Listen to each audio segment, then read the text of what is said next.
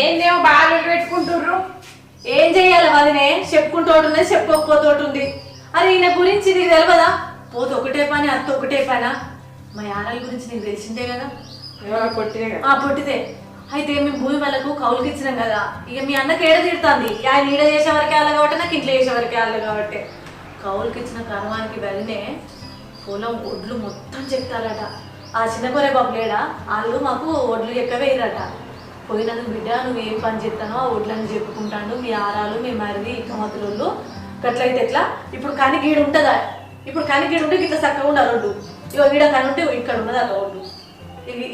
ఇంత మందం ఆడికి 30 గుంటల భూమి చూడు ఎంత భూమి పోతుంది. మరి చేతి ఒకటే పైన మీరు అట్లా పొలం కాడికి పోయి చూసుకొచ్చుకోరా?